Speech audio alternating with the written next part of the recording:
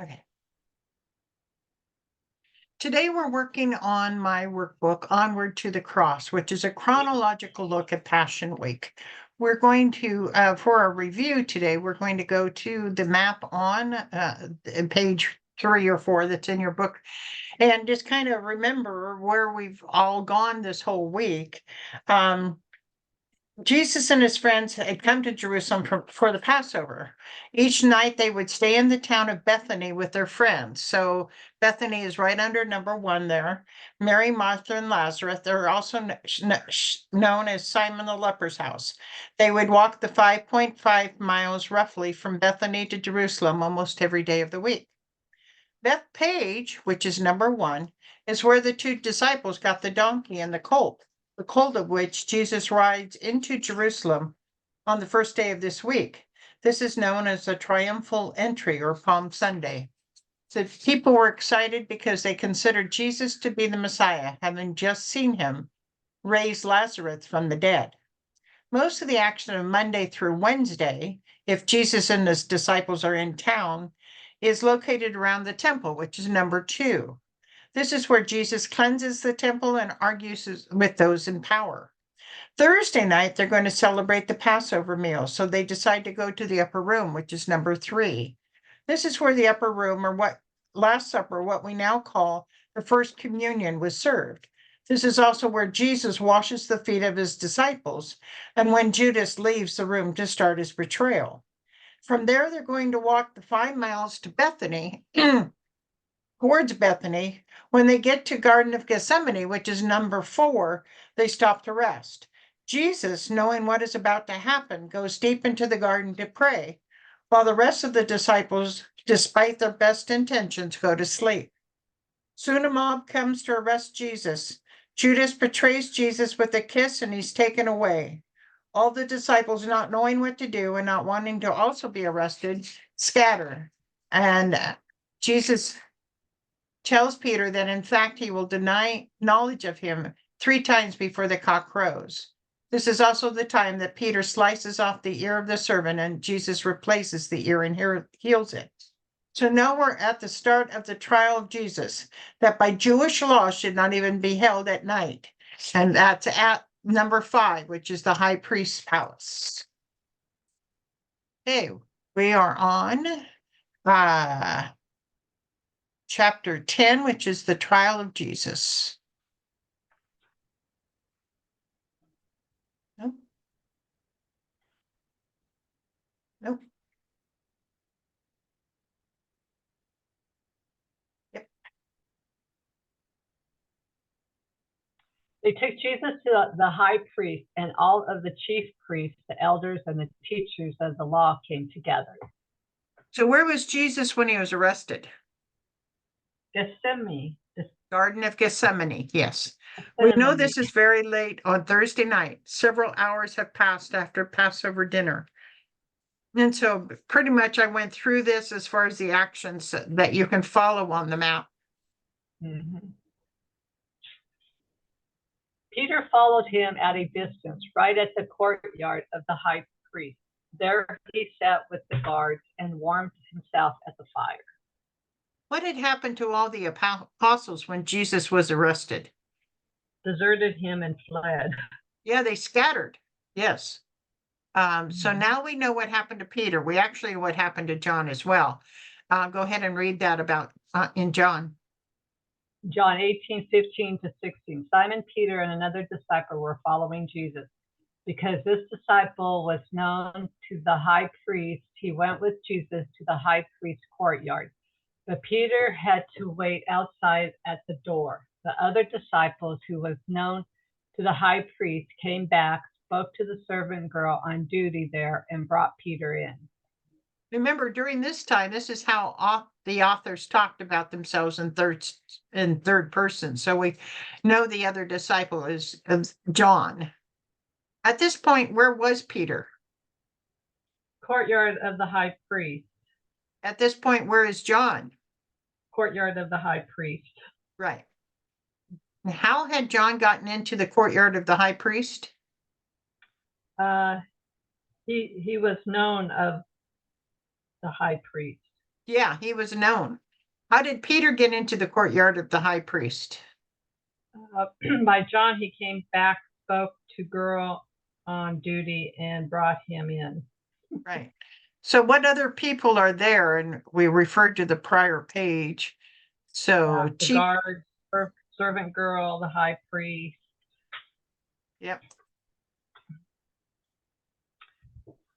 The chief priest and the whole Sanhedrin were looking for evidence against Jesus so that they could put him to death, but they did not find any. Many testified falsely against him, but their statement did not agree. And some stood up and gave this false testimony against him. We heard him say, I will destroy this temple made with human hands, and in 3 days will build another, not made with human hands. Yet even then their testimony did not agree. What were the chief priests and the whole Sanhedrin looking for? Evidence against Jesus. Why was none of the testimony useful? Because their false testimony did not agree. They had to have 2 to 3 witnesses, and they didn't have that. Yeah. 2, 3. Okay. Then the high priest stood up before them and asked Jesus, are you not going to answer? What is this testimony that these men are bringing against you? But Jesus remained silent and gave no answer. Again, the high priest asked him, are you the Messiah, the Son of the Blessed One? I am, said Jesus, and you will see the Son of Man sitting at the right hand of the Mighty One and coming on the clouds of heaven. The high priest tore his clothes. Why do we need any more witnesses? He asked. You have heard the blasphemy. What do you think? They are condemned him as worthy of death? Right. When the high priest asked Jesus his response to the various false accusations, what did Jesus say? He was silent. Right. When what did the high priest then ask Jesus directly? Are you the Messiah, the Son of the Blessed One? And what was Jesus's reply? Yes. He's telling the truth, but by the truth he condemned himself. Why did the high priest call this blasphemy? He was talking about God. Yeah, he's assuming that he has the rights and qualities of God, and he does. But they didn't believe him. Did they now have 2 or more witnesses against Jesus? Yes. Yeah, because the whole Sanhedrin heard him say that. Based on the law below, was the punishment for blasphemy correct? Yes. Yeah, to put him to death because he's blaspheming the Lord. Then some began to spit at him. They blindfolded him, struck him with their fists, and said, prophecy. And the guards took him and beat him. Right. Awful. While Peter was below in the courtyard, one of the servant girls of the high priest came by. When she saw Peter warming himself, she looked closely at him. You also were with that Nazarene Jesus, she said. But he denied it. I don't know or understand what you're talking about, he said, and went away into the entryway. Right. We don't often know why this happened 3 times without him realizing it. It might have been a rapid succession. It might have been that, the servants' girls may have been the same one, so he didn't realize there were 2 different counts. We don't know, but somehow or another, what Jesus prophesied came true, that he indeed is going to deny him 3 times before the cock crows. What did the servant girl accuse Peter of? You were with Jesus. And how did Peter respond? He denied it. Where did Peter move to? The entryway. Right. So he's trying to get himself out of trouble. Yeah. When the servant girl saw him there, she asked him again to those standing around, this fellow is one of them. Again, he denied it. Right. It's the same servant girl. So he may not have even thought about the fact that it was 2 separate instances, After a little while, those standing near said to Peter, surely you are one of them, for you are a Gideon. Galilean. Yeah. Galilean, I mean. He began to call down curses, and he swore to them, I don't know this man you're talking about. Right. So this one, is more than even the others, The servant girl first accuses Peter of having been with Jesus, and he replies he doesn't know what she's talking about and moves away. However, the servant girl persists and says to the others, this fellow is one of them, which Peter denies again. Lastly, recognizing he's Galilean, many standing around Peter accuse him again of being part of Jesus's group. In response, Peter gets really, really upset. He curses and lies to them. Why is Peter denying he knows Jesus? He's afraid to be killed too. Right. If Peter's going to deny Jesus, why is he still there in the courtyard? To see what happens to Jesus. Yeah, even though he's going to deny it. Yeah. Yeah. Immediately the rooster crowed the second time. Then Peter remembered the words Jesus had spoken to him. Before the rooster crows twice, you will disown me 3 times. And he broke down and wept. Right. We don't know. We weren't there. It's hard for us to imagine if we were walking with Jesus for up to 3 years, how we could disown him so quickly. They are bolder though after Pentecost. So we technically have the Holy Spirit in us right away, whereas they don't. But still, you wonder how this could happen, but we weren't there.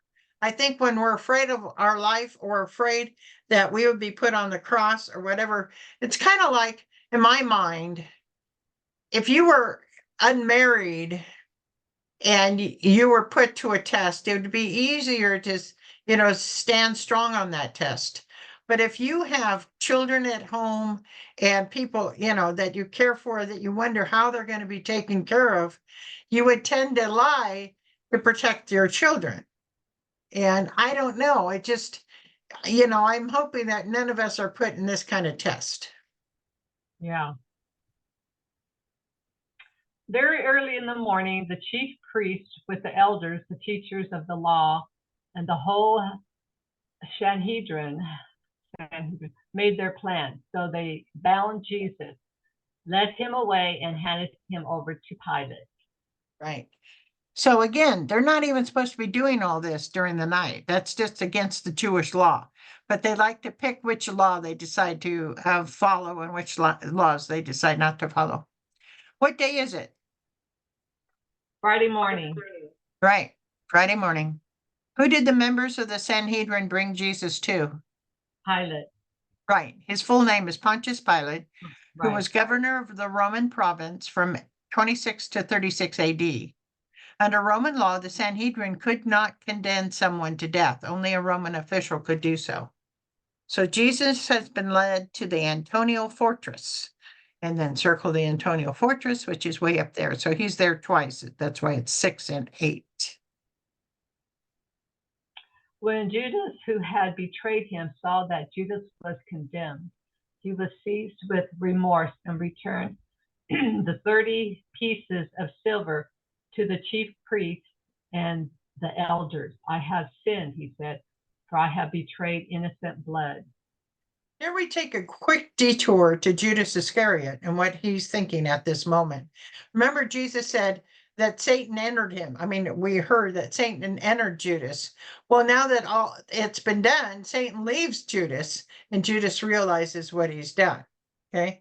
Doesn't mean that the devil can willy-nilly go inside and out of any of us, but it's whether you open up for him to do that. When was Judas filled with remorse? When Jesus was condemned.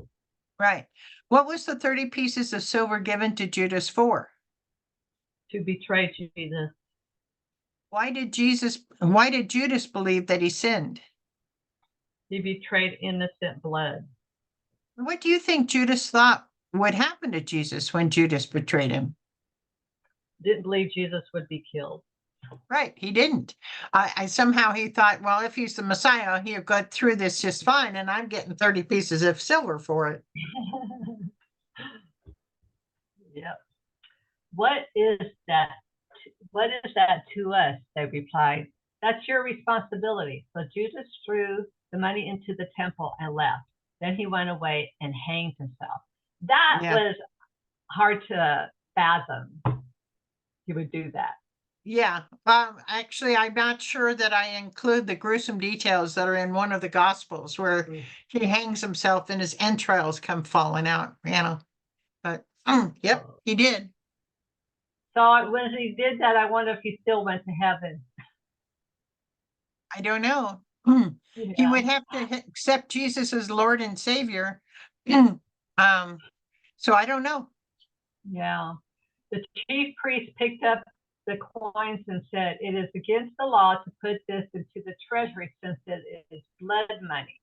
So they decided to use the money to buy the potter's field as a burial place for foreigners. That is why it has been called the field of blood to this day.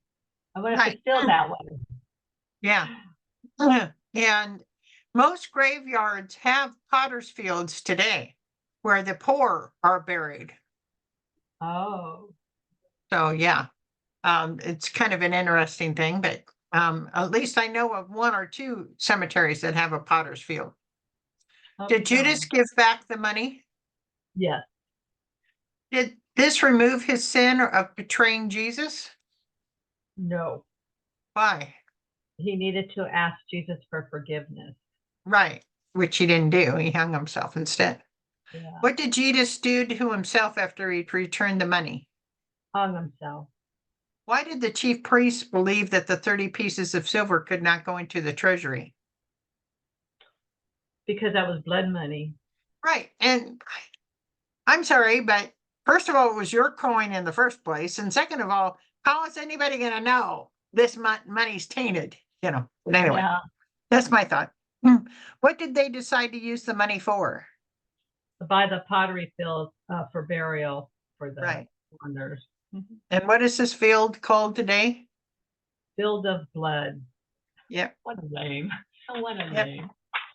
Are you the king of Jews? Asked Pilate. You have said so, Jesus replied. The chief priests accused him of many things.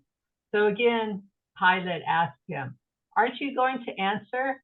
See how many things they are accusing you of? But Jesus still made no reply, and Pilate was amazed. Right.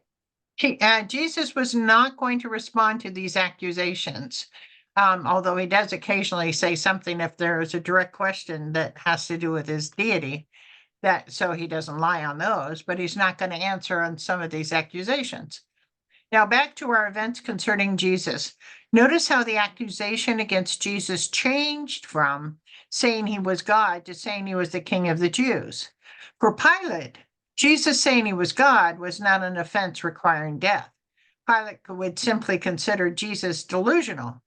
But if Jesus says he's the king of the Jews, then he has committed treason against Rome. Make sense to you? Mm-hmm.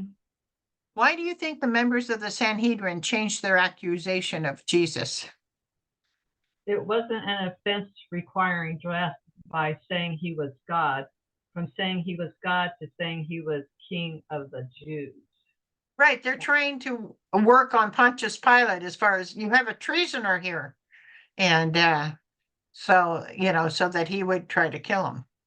Why do you think Jesus did not reply to the accusations against him? I don't know. What would he say? What would he say? Everything he says will just make it worse, really. Yeah. We have an addition here of how Luke perceives it. Luke 23, 6 through 12 adds, Pilate asked if the man was Galilean. When he learned that Jesus was under Herod's jurisdiction, he sent him to Herod as passing the buck, really, who was also in Jerusalem at the time. When Herod saw Jesus, he was greatly pleased because for a long time he had been wanting to see him. From what he had heard from him, he hoped to see him perform a sign of some sort. He plied him with many questions, but Jesus gave him no answer. The chief priests and the teachers of the law were standing there, vehemently accusing him. Then Herod and his soldiers ridiculed and mocked him, dressed him in an elegant robe. They sent him back to Pontius Pilate. That day, Herod and Pilate became friends. Before this, they had been enemies. So, again, we're trying to find things. So Herod's palace is number 7. And why did Pilate send Jesus over to Herod? Jesus was a Galilean. Herod governed there. Right. What did Herod want to see? Herod's attitude about seeing him. Oh, wait, you skipped number 3. Oh, What sorry. was Herod's Herod's attitude? attitude about seeing Jesus. He was pleased. Yeah, he was eager to see him. Finally, I get to see this man who does miracles. What did Herod want to see? Miracles. And what did Herod dress Jesus in? Elegant robe. And who did Herod send Jesus back to? Pilate. Right. And he goes back then to Antonio Fortress. And Pontius Pilate thought he had stopped having to work with him, but nope, it came back into his responsibility. Now it was a custom at the festival to release a prisoner whom the people requested. A man called Barabbas was in prison with the insurrectionists who had committed murder in the uprising. The crowd came up and asked Pilate to do for them what he usually did. Do you want me to release to you the king of the Jews? Asked Pilate, knowing it was out of self-interest that the chief priest had handed Jesus over to him. But the chief priest stirred up the crowd to have Pilate release Barabbas instead. What shall I do then with the one you call the king of the Jews? Pilate asked them. Crucify him, they shouted. Why? What crime has he committed? Asked Pilate.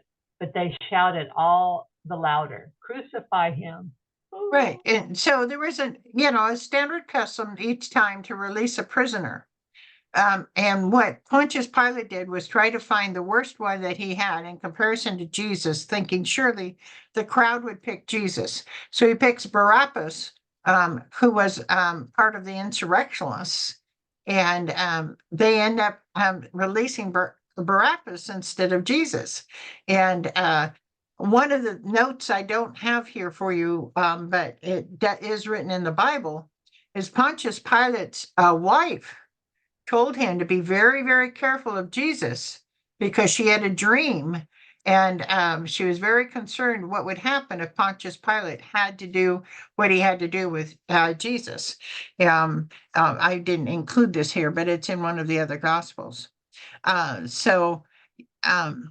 Why he calls him the King of the Jews versus any other statement, I don't know.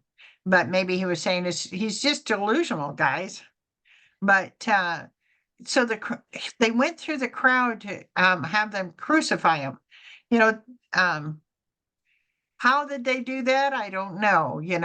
Did they bribe them? Did they talk about compare in a negative manner? I don't know. But this is following right along prophecy lines. And the thing is, this is important because all the people asked for his crucifixion, which means that we are all responsible for his death, not just the priests, not just anybody else. We're all responsible for his death. Wanting to satisfy the crowd, Pilate released Barabbas to them. He had Jesus flogged and handed him over to be crucified. So what is the festival that's going on in Jerusalem right now? The Passover. And what was the custom yearly at this festival? Release a prisoner. What 2 criminals did Pilate choose to offer the crowd? Jesus and Barabbas. And who had stirred up the crowd to ask for Barabbas instead of Jesus?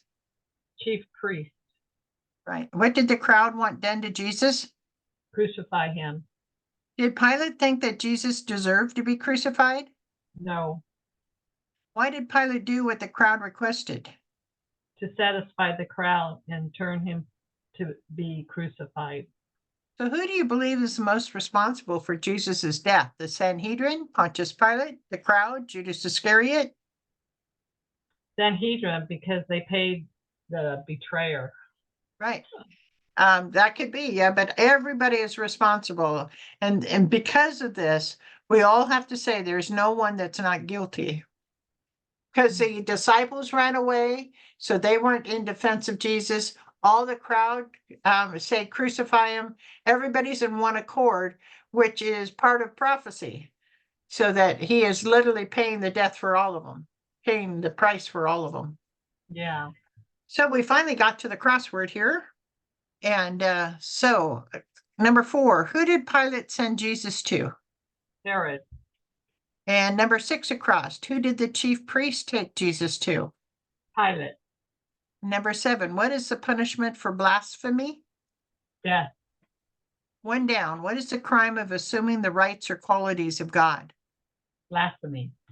Number 2, who warmed themselves by the courtyard fire? Peter. Yeah. 3, what crowed after Jesus denied Jesus? Peter denied Jesus 3 times.